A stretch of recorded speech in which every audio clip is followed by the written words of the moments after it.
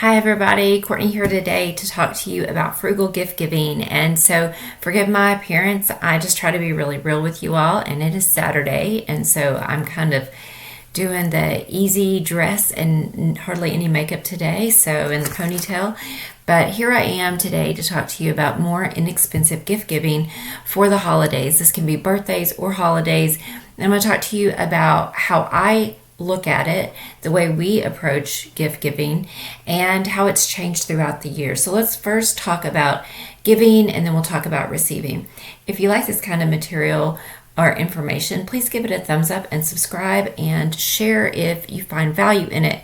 So on giving, I try to pay attention to what people like, or I look around their house, or I look on their social media for cues, especially if I've never been to their house. I'll look for cues as to what they like. So I might look at their social media and look at the backgrounds or something like that if that's available to me. And then I have a budget for how much I spend, and that budget has changed throughout the years based on my income. And so I still try to keep expectations managed. My husband and I have a much larger budget together than we did when we were single parents. And my husband's family isn't real spendy, and my family isn't really anymore. But there was a period of time where I realized, relative to me and to some people I see, I've never been spendy, because at the most I spent on my children has ever been $250 a year, and that's been rare. It's more like $100. So, and there have been some years where I could only do 50, and those were the years where I was a single mom. So it's very different depending. There was one year when they were really little. I can't remember what happened. I think my ex-husband was out of work or going to college, and I was going to college working part-time, and I just wrote letters of appreciation to my family. So with giving, looking at what people like or what they do, I try to keep that, depending on who it is, to about $10 to $25 a person if it's not immediate family. So like my parents, I'll spend anywhere from $25 to $75, just depends on the situation. My stepmom, she likes the Mrs. Myers cleaning kits.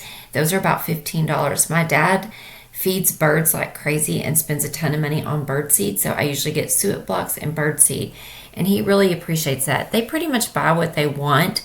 They don't have a lot of money, but they have enough to get what they need and want. So my mom wanted a microplaner or a zester, and she'll give me a bunch of little things she wants that will probably amount to about $40, and so I will get those.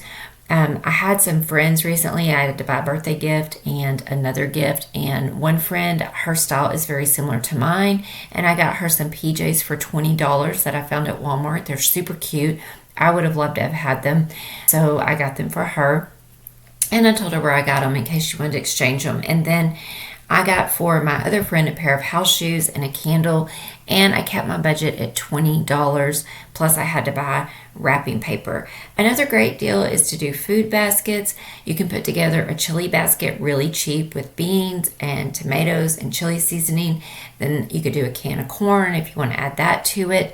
Maybe a pack of gluten-free because I'm gluten-free, cornbread mix. That's another thing. You can do a 5-bean chili mix. You can do a cookie mix. I don't have recipes for that because I don't do those anymore, but I'm going to put a link to my friend's her page below. Her name is It's Flourishing MiRanda, and she eats like I eat. I don't do a lot of food videos because that is a lot of editing and different camera angles that I just don't have the capacity to do. But I eat just like MiRanda, and I'm going to send you her videos below. She does a lot of gift giving ideas this time of the year, and everything is on a budget. So I will send that to you. Look below.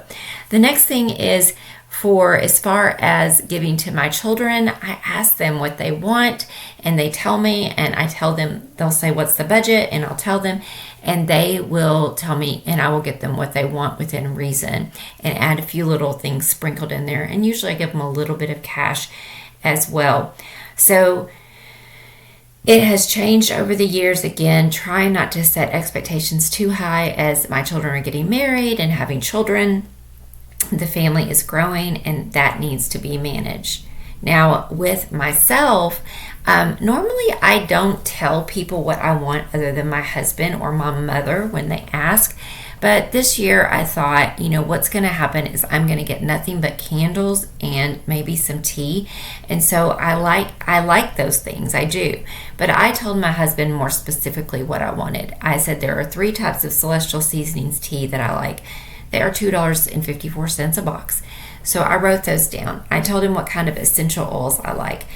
They're cheap. You can get them at Walmart or even Dollar General. They are actually the grade A, and they're not very expensive. I like eucalyptus, lavender, orange, and tea tree oil. And I put those in my bathtub. I love Epsom salts, but I prefer the generic brand ones like the rosemary mint and things like that. I don't want people spending name brand on me. The other thing I've asked for is some of those aloe vera infused socks, and I asked for a pair of $20 pajamas, the same that I gave to my friend.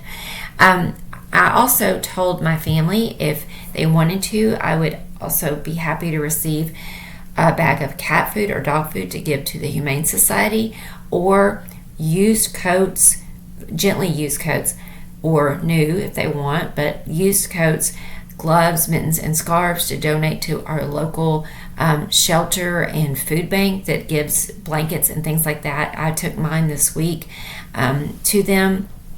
So I also want to foster giving to the community.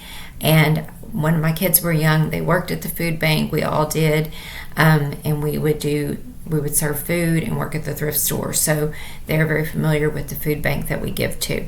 So those are some of my ideas, just being mindful of, what people like, giving people your ideas for what you like, and remembering to keep it simple and to focus on the spirit of the season, whatever you celebrate, and to not make it so much about the money. Certainly do not go into debt or use a credit card that you can't pay off for. I use a credit card, but I pay it off every month for the holidays. It is never worth going into debt over. If you haven't saved, just write a letter of appreciation to somebody or pick up a little box of tea, But think about, here's another little trick. Think about how many hours you have to work to pay for those things.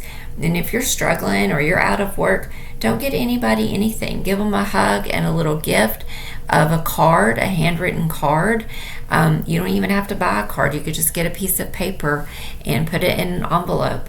Those kind of things are super sweet. Or maybe you have some kind of skill that you could give, make something or do an act of service.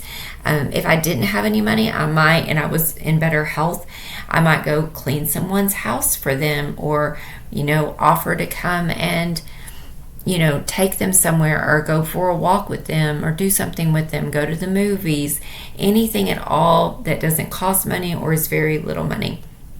All right, I hope that's been helpful. Thank you so much for being here, and happy holidays. Whatever holidays you celebrate, I wish you well. Bye-bye.